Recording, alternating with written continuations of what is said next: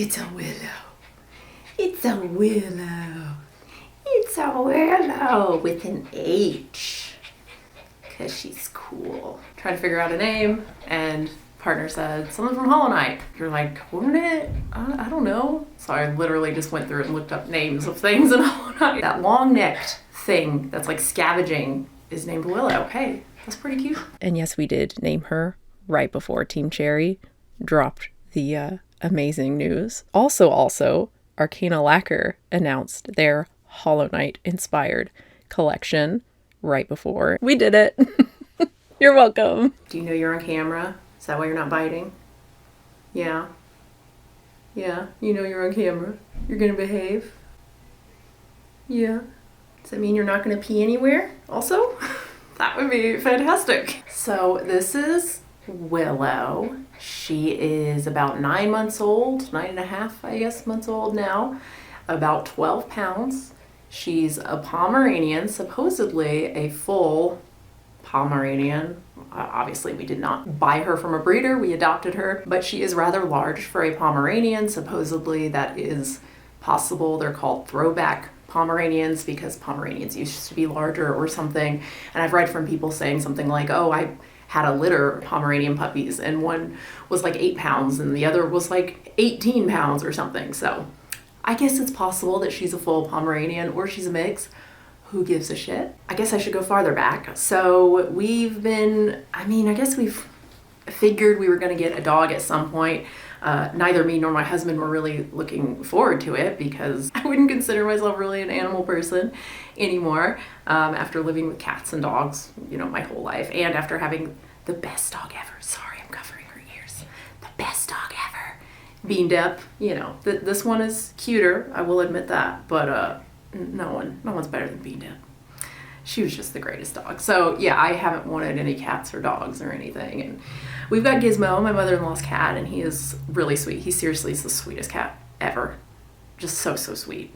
He loves people. He'll sit on the sidewalk and wait for people to walk by so they can pet him. But we figured we'd get a dog because the kids would want a dog, and it's good for kids to grow up with pets, I think. And my middle child in particular, just on and off for the last couple of years, really has asked for a dog. Asked again early this summer, was really insistent, and so one day I just said to my husband, hey, like we need to fence the yard, like we need to figure everything out, get all the holes covered, all this kind of stuff we need to do before we get a dog, so we can get a dog. And like the next day he came up to me with like a list of stuff.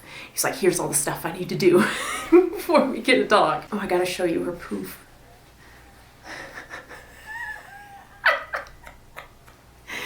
Her poof is like almost as big as my head. Just her tail poof. It's so cute. And when she lays down flat, like from the back, it's almost like a heart shape. It's ridiculous. So yeah, her other name is Skunk. Anyway, we went to see family in Memphis, and then when we got back, finished everything up and started looking for a dog. And there were some options, some really like little puppies, because I wanted a puppy. Oh, here she goes. Yeah. That's one of the many things we're working on. Oh, no bite. No.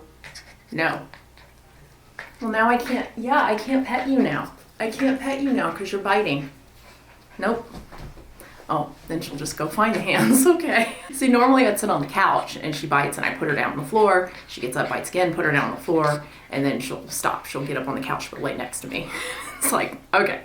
But I'm on the floor, so I guess all bets are off. Anyway, wanted a puppy because I have kids. I don't know, I feel uncomfortable getting a full grown dog, although she basically is an adult dog now. So, but yeah, there were some puppies, little terrier puppy, 3-month-old, 3-pound little thing, so cute. Partner was like, I don't want a terrier. I was like terrorized by a terrier when I was a kid. Like, oh my God, terrier is not even a breed. There's like 50 million different, whatever. So anyway, find the listing for her. I should say, we found some other dogs too that were great, a little bit older, like 6-month puppies, but they were like $1,000 because they'd been shipped from Texas or something. No. There was this ugly little rat terrier. He was perfect, ugly little thing. No one wants that thing. $1,095. What? She was $300. which already seems like a lot to me, but you know, she's been spayed, microchipped, all that stuff, so like that's pretty good. But also you get what you pay for. Do you see why she was returned? Do you see why? Yes, because I do. So her story is that she lived in California. The roommate did not like her running around the house, and so she was like confined to a bedroom basically, and that was just not appropriate for her or any dog, obviously. And so yeah, she was put up for adoption. That's the story, which sounds like, oh, mean roommate. Having lived with her now for a week, I'm guessing there's another side to the story, which is that there's this little dog who clearly has not been trained not to bite, who barks at almost everything. Doesn't bark at squirrels though, at least on walks. Like she goes crazy for them, but does not bark at them, doesn't bark at birds, barks at any cat, any dog, any person who walks by, in front of the house, in the yard, barks, pees. They say she's house trained. Maybe she was. She does seem to be crate trained. She does not pee in the crate and can obviously hold it for a very long time. She's 9 months old. Yeah, so I'm guessing there was a roommate at her or his wit's end and was like, I can't have this dog in the house. This dog is a menace. Which I, you know, thought that might be the case because you, of course, adopt, don't shop, but also don't necessarily trust what these rescues say. You know, if you ever see something that's like, oh, she's a feisty girl, that bitch is gonna bite you. As crazy as it sounds, I'm happy about that because I felt bad. Well, I should say, when I first saw her listing, there was no picture for her on Pet Finder, so I didn't even know what she looked like. I just saw the age and she's active, which we really wanted because I want a dog I can walk for an hour every day for my back. Didn't see what she looked like, but the listing that she's active and all of that and her age and everything, oh, it sounds great. $300, it sounds pretty good. And so I contact the rescue, they get back to me, they send pictures of her, and I was like, oh my God, what? That's the cutest dang dog I've ever seen.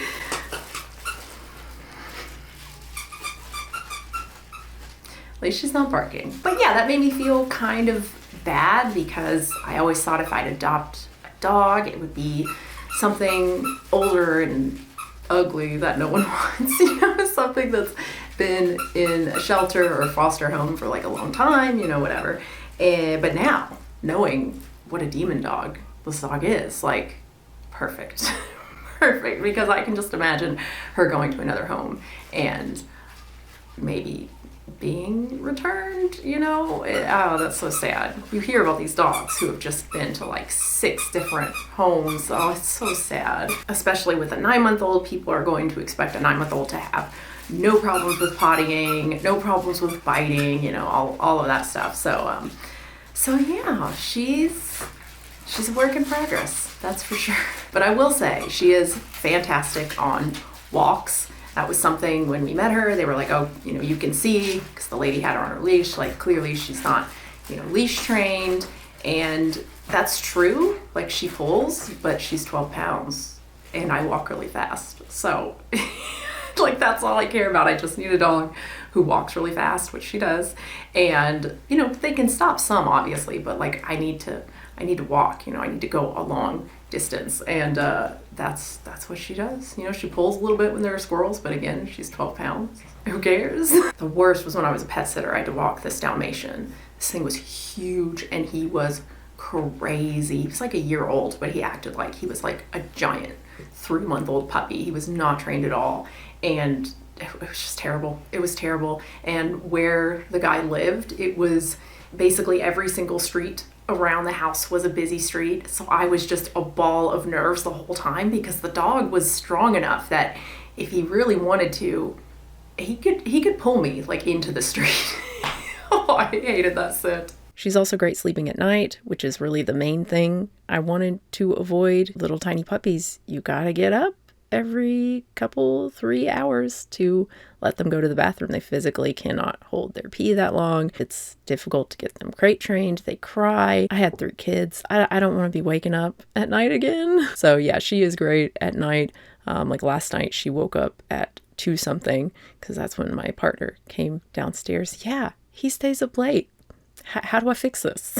She woke up, but she just does a little like the quietest little yelping for, I don't know, maybe 5 minutes, and then went back to sleep. And then gets up at 5:30 with me. Woohoo! Are you eating your blanket? Wow.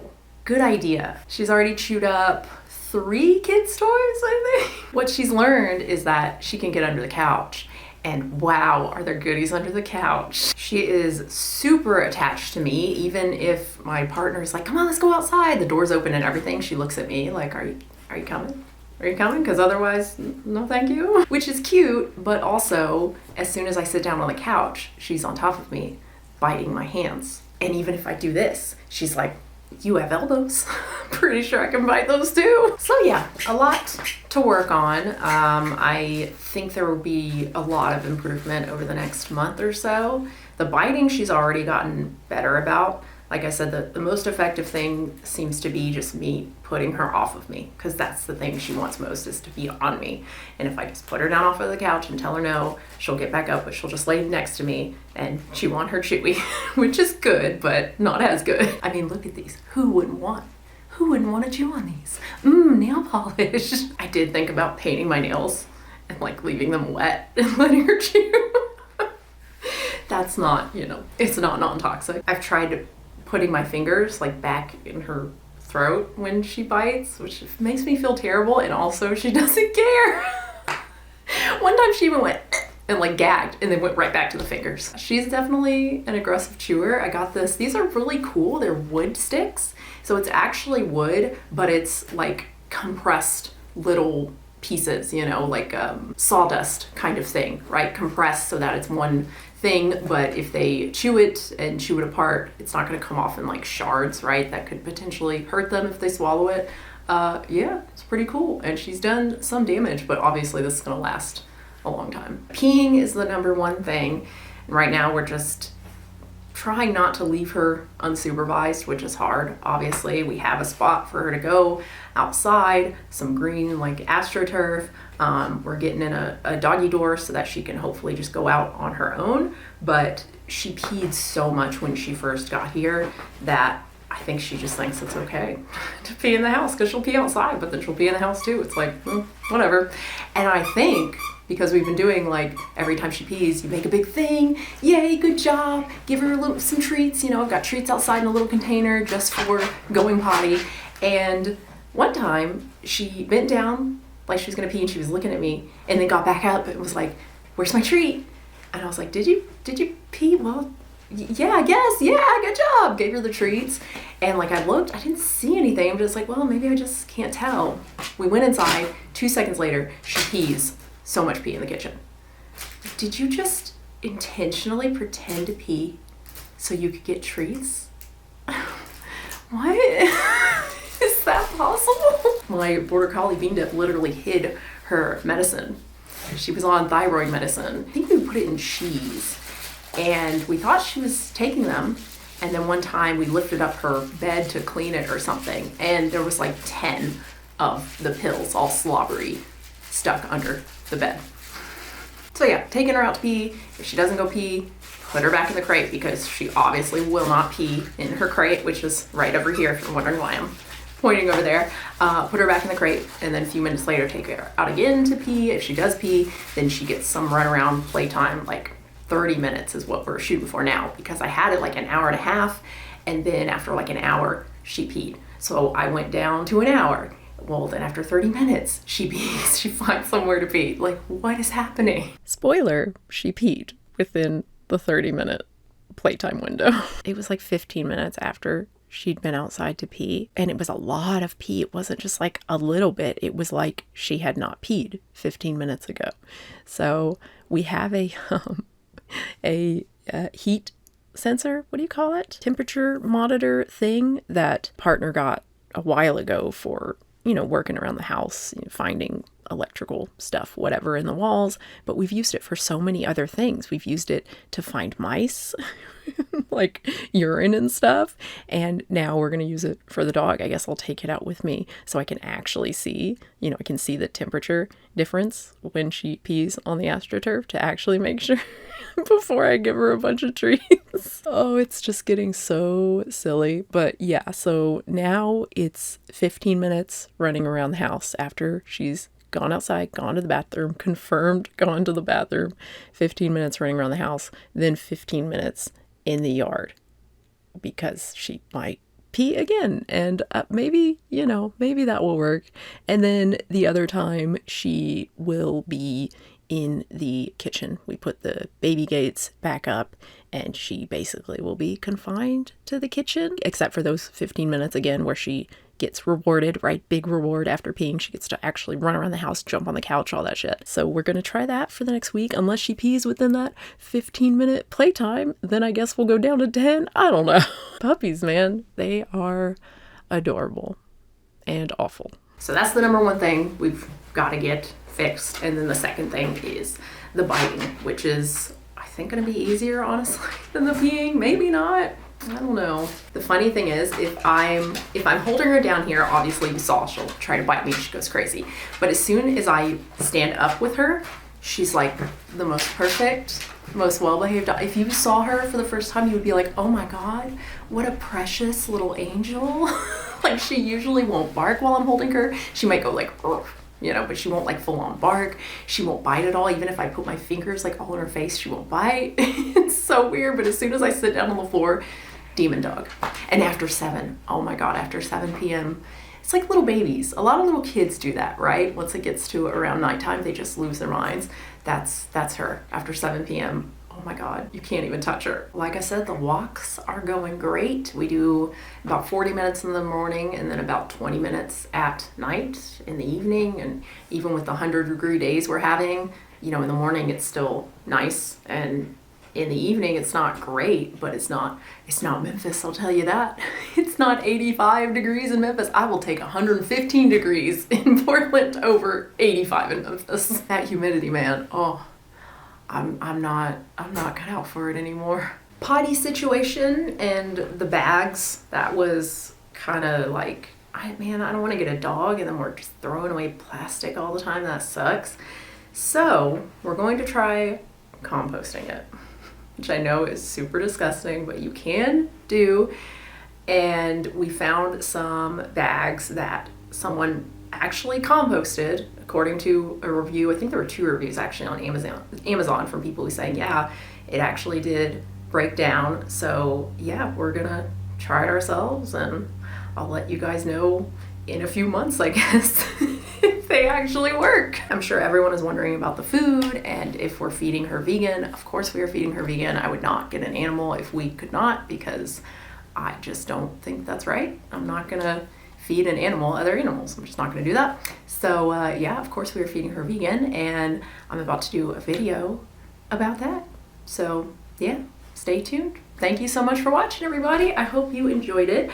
I hope you enjoyed seeing a little bit of Willow. I don't know how often she's going to show up in my videos. Probably not very often at all. I'll probably mostly be posting her to Patreon, just little cute things here and there. So, give me money to see a cute dog. Oh my God, we went on a walk the other day with my 2 little kids and Willow. This woman was sitting like out at a table at a little restaurant, and her mouth dropped open when she saw Willow. She was like, oh, that's the cutest dog I've ever seen. It's like, I know. You want her? She's really chill and doesn't pee or bite or bark. She's perfect. Here you go. But yeah, like, subscribe, all of that stuff really helps out the channel. And of course, thank you so much to all of the people who support me here on YouTube, my members on YouTube, and my patrons at patreon.com/unnaturalvegan. I do 2 exclusive videos for tier 2 members and patrons. I do a vlog, and then I also do a controversial topic towards the end of the month. And yeah, that's it for me, guys. New video soon.